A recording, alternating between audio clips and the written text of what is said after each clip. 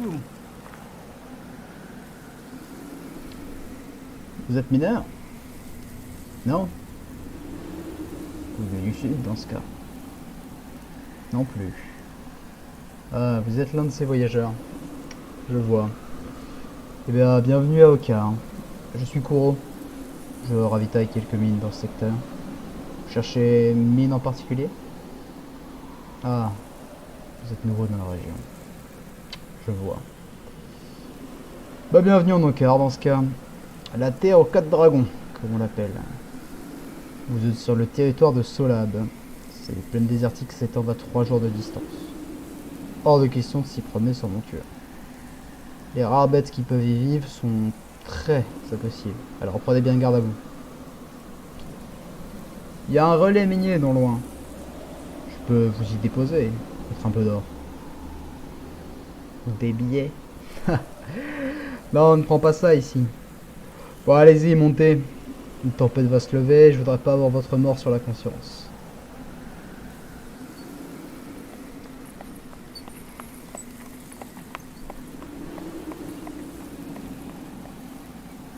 Et voilà, monsieur le voyageur.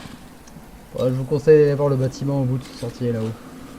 C'est ici que se rendent les gens qui, comme vous. Allez, belle journée. Un maigre sentier se dessine devant vous. Vous voyez au loin plusieurs mineurs qui se reposent à l'ombre d'un rocher. Le cabanon que vous a indiqué votre guide est petit, fait de bois et avec un toit de fortune. Vous entrez à l'intérieur. Bien qu'étroit, il est plutôt bien meublé. 2 armoires, un beau bureau et une grande carte accrochée sur le mur. Ah, une nouvelle tête. Vous venez de loin, vous. Asseyez-vous, je vous en prie. Je suis Sérine Angulin, intendant du syndicat d'Okar. Et vous, vous êtes complètement perdu, au vu de votre expression. Laissez-moi vous expliquer. Ici, à Okar, c'est pas les dangers qui manquent. Au nord, on trouve la région de Litor, des montagnes escarpées qui cherchent à vous empaler au moindre faux pas. Des tempêtes d'éclairs permanentes qui ont tendance à descendre un peu trop au sud. Le paradis, quoi. Bon, personne ne va là-bas, du moins, personne n'en revient. À l'est, on a les magnifiques bois d'Alios. Des grandes forêts sauvages, vous vous perdez en 10 minutes, vous vous faites dévorer par les meutes de loups, ou encore mieux, vous vous faites chasser par les centaures. C'est pas conseillé non plus. Bon, à part ces 2 régions, on a quand même le plan sous contrôle. À quelques jours à l'ouest d'ici, vous avez les marais de Gonzan.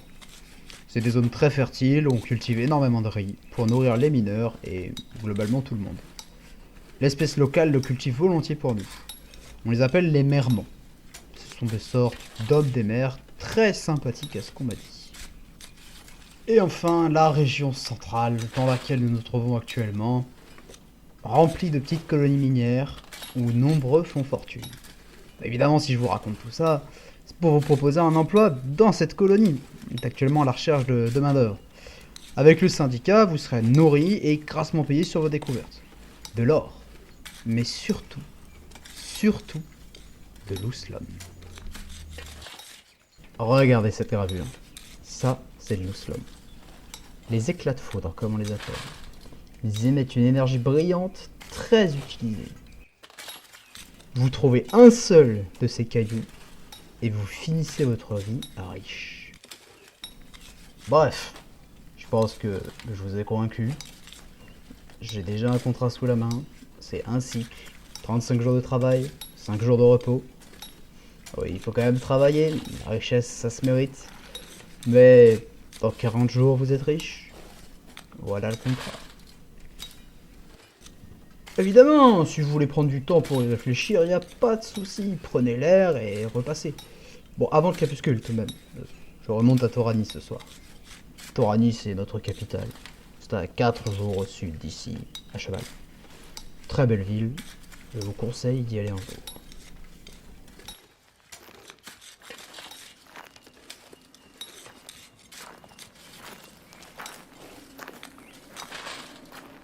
Après un petit tour du campement, vous constatez que ce n'est pas vraiment la fortune qui est au rendez-vous.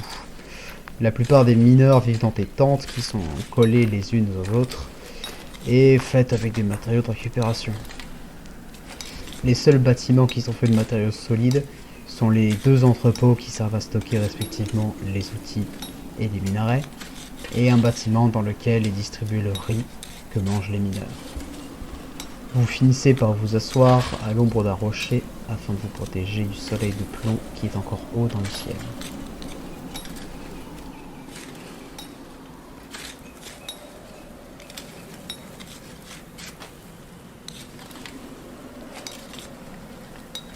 Psst. Hey, vous! Ouais, vous! Approchez! Vous n'avez pas les mains d'un mineur, vous. Et vous n'avez pas non plus la carrure d'un mafieux, sans rancune. Bon, écoutez, je reste gros si on me surprend à vous dire ça. Mais surtout, ne signez rien avec le syndicat. Rendez-vous ce soir, à 300 mètres au sud d'ici. Il y a un rocher en forme d'étoile à 6 branches. Vous pouvez pas le rater. À peine a-t-il fini sa phrase qu'il file rejoindre un groupe de mineurs qui passait. Vous remarquez qu'ils sont étroitement surveillés par 2 gardes lourdement armés.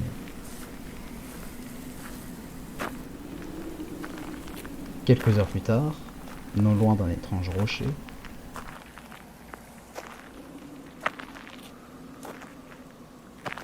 ah, mon ami, je savais que vous viendriez. Laissez-moi vous raconter la vraie histoire d'Okar. Ne croyez pas leurs mensonges. Okar est la terre des dragons. Ils ont fondé notre monde et la vie elle-même. Et nous devons nous reconnecter à eux. Les marais à l'ouest sont le domaine de Gonzan. Il a été blessé en protégeant notre monde il y a bien longtemps. Mais il n'arrête pas sa mission. Il fertilise nos terres. C'est grâce à lui que nous mangeons tous les jours. Les forêts sont le domaine sacré de Halios. Les centaures locaux sont déjà en symbiose avec lui. C'est pour cette raison que personne ne peut s'y aventurer. Rendez-vous compte, des bêtes que l'on pense sauvages sont en réalité plus évoluées que nous. Ils ont réussi à être en symbiose avec leurs protecteurs. Gardien du temps, de la foudre et des roches, Litor séjourne au nord. Mais impossible de l'approcher malheureusement, du moins impossible de le faire en vie.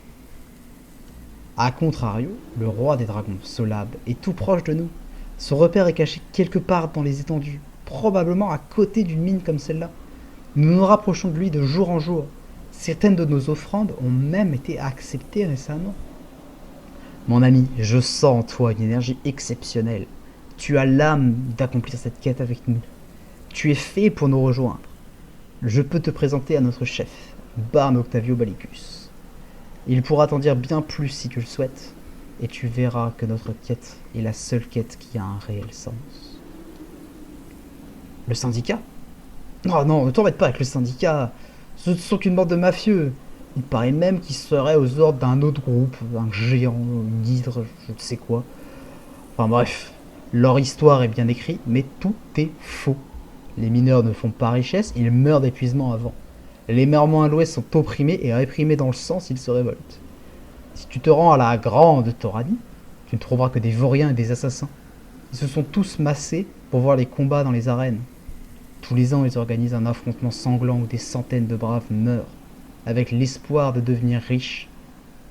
Le seul vainqueur gagne un quart des richesses accumulées par le syndicat dans l'année. C'est énorme, mais tant de sang. Oh, quelqu'un arrive. Mon ami, je ne peux pas plus t'aider. Fais ton choix en suivant ton cœur, et j'espère que tu rencontreras un jour le grand Solab.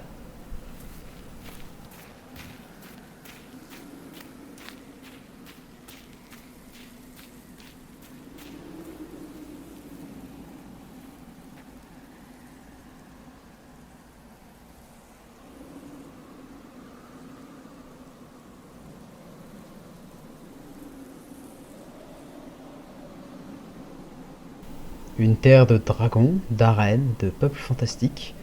Voilà encore un étrange voyage. Mais il est temps de rentrer, car cette terre hostile n'est pas vraiment accueillante pour nous. Espérons que notre prochaine destination sera un peu plus accueillante.